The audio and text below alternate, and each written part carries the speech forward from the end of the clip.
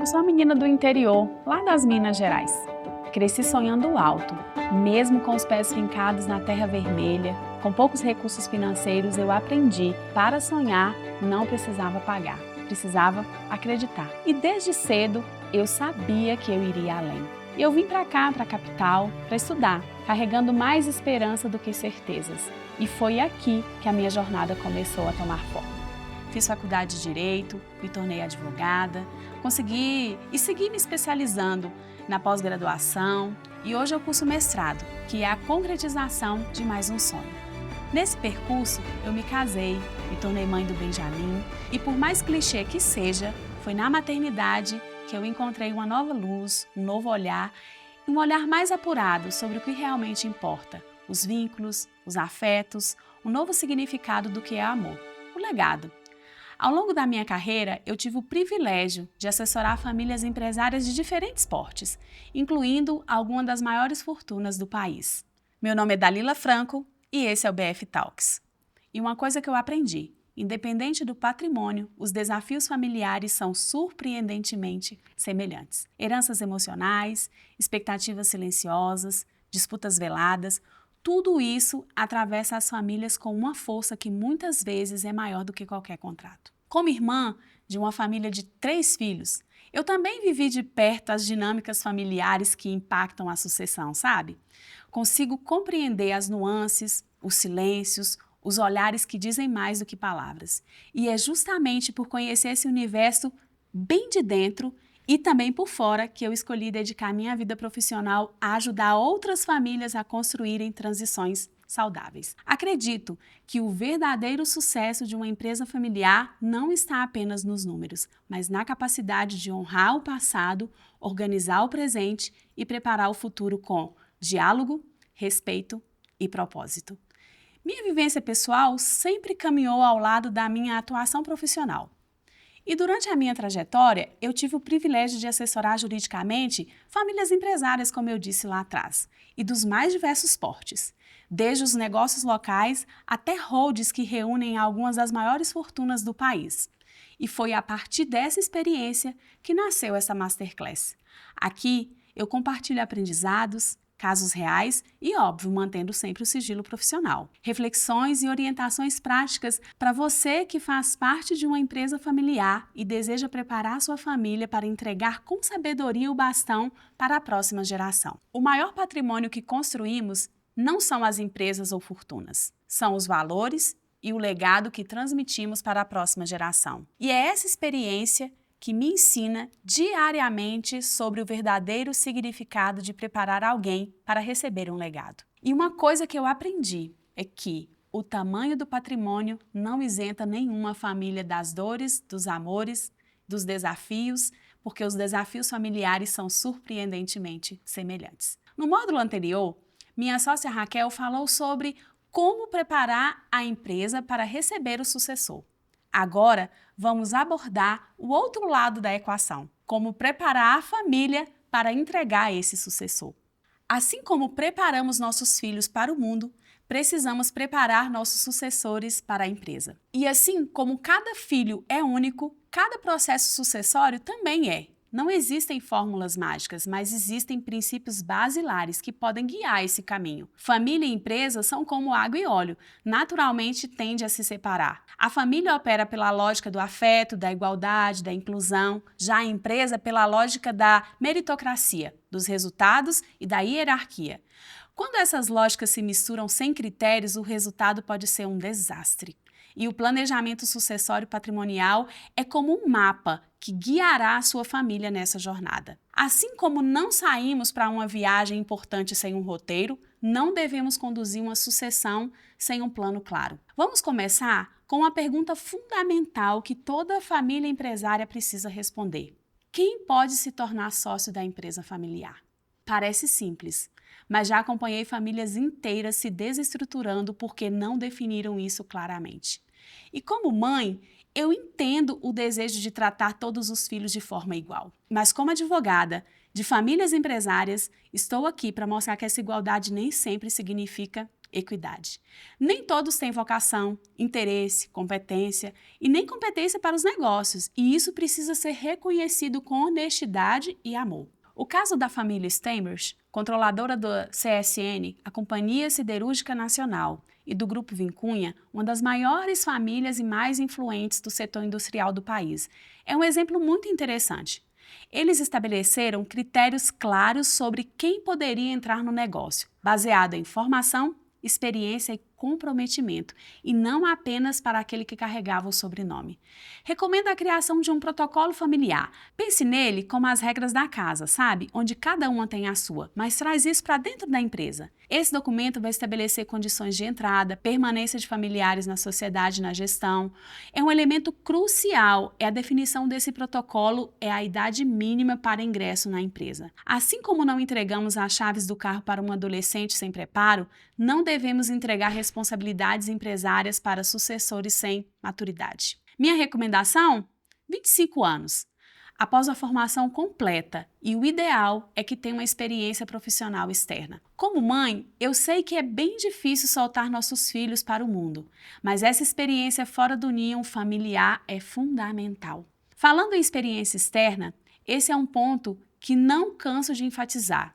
O sucessor que trabalhou em outras empresas traz não apenas conhecimento técnico, mas traz maturidade, autoconfiança e legitimidade. Ele não será visto apenas como o filho do dono, o patrãozinho, sabe? A experiência externa vai imprimir autoridade. Vamos abordar um tema bem delicado, mas necessário. A data de aposentadoria do fundador ou do atual líder. Assim como ensinamos nossos filhos a soltarem nossa mão quando eles começam a andar sozinhos, os líderes precisam aprender a soltar o controle para a próxima geração, para que ela floresça. Vai chegar um momento que o fundador precisa ser demitido. A família Gerdau é um exemplo a ser seguido.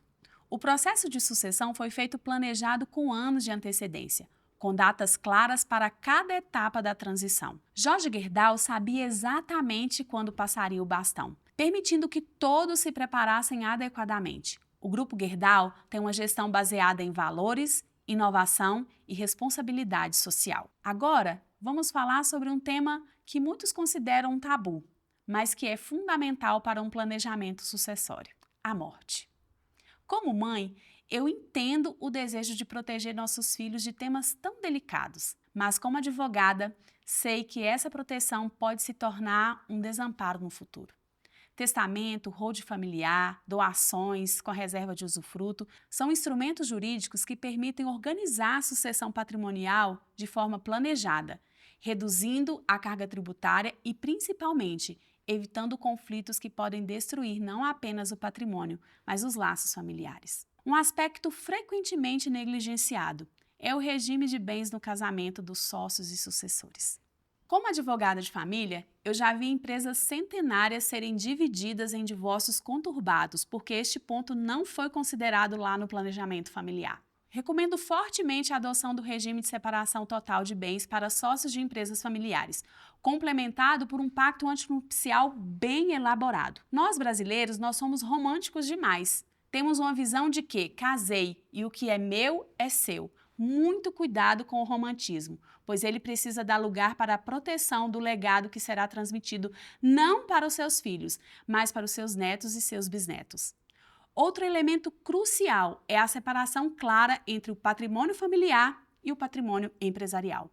A criação de uma holding familiar permite não apenas a proteção do patrimônio, mas também planejamento tributário eficiente e governança mais estruturada. Vamos falar agora sobre um conceito que introduzi em várias famílias empresárias. Eu criei uma figura do CEO familiar. Como que funciona? Assim como toda família precisa de alguém que organiza a rotina, as celebrações de Natal, de Ano Novo e mantém todo mundo conectado, a família empresária precisa de alguém que lidere as questões familiares relacionadas aos negócios. E esse CEO familiar não é necessariamente o patriarca ou o sucessor da empresa. É aquela pessoa com habilidade de mediação, comunicação e organização, capaz de ser a ponte entre a família e o negócio, coordenando reuniões familiares e garantindo que o protocolo seja seguido. Eu trabalhei com a família do setor de construção, onde a filha mais nova, que não tinha interesse em trabalhar na empresa, assumiu o papel de CEO familiar. Ela era a mãe de 3 filhos. Tinha habilidades naturais de mediação e organização que se tornaram valiosíssimas para manter a harmonia familiar durante toda essa sucessão. Falando em valores e propósitos, este é o coração do planejamento familiar. Assim como ensinamos valores aos nossos filhos, muito antes de ensinarmos profissão, a família precisa alinhar seus valores fundamentais ao propósito que une além do dinheiro. Pergunta: por que queremos manter a empresa na família? O que nos une além desse patrimônio? E qual legado queremos deixar? Essas respostas serão a bússola que vai guiar todas as decisões sucessórias. Agora vamos falar sobre como criar bem um sucessor.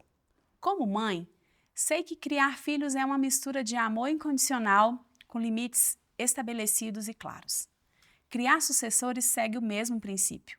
É um processo que começa na infância, com a transmissão de valores e continua na vida adulta, com mentoria e desenvolvimento intencional.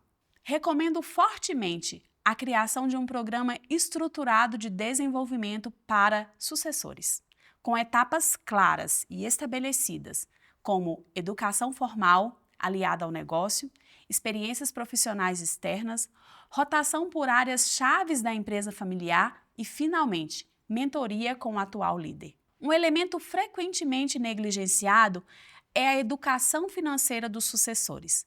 Assim como ensinamos nossos filhos a administrarem a mesada antes de entregar um cartão de crédito, precisamos ensinar os sucessores a empreender e compreender finanças, investimento e gestão patrimonial antes de entregar o controle de uma empresa. Lembro-me de uma cliente que implementou mesadas progressivas para os seus filhos. E desde cedo isso aconteceu. Eles começavam com valores pequenos e responsabilidades simples, evoluindo para a gestão de pequenos investimentos na adolescência e a participação de decisões patrimoniais lá na juventude. Outro aspecto crucial é a criação de espaços formais para um diálogo familiar sobre o negócio. Assim como os jantares em família fortalecem os laços afetivos, as reuniões familiares regulares, as assembleias anuais e até retiros familiares, sim, são práticas que fortalecem a coesão empresarial e alinham as expectativas. Um exemplo muito importante, a família Schurman, é conhecida com viagens pelo mundo todo num veleiro.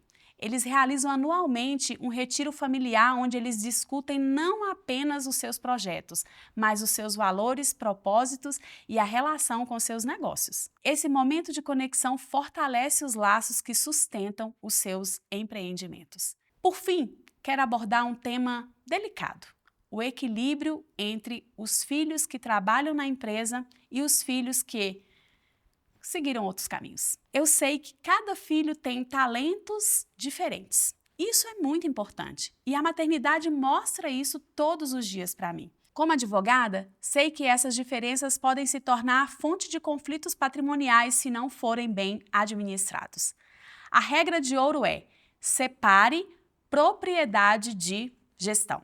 Um filho pode ser sócio sem trabalhar na empresa, recebendo dividendos proporcionais à sua participação. Já quem trabalha na empresa ali efetivamente deve receber salário de mercado por sua função, independentemente de ser sócio.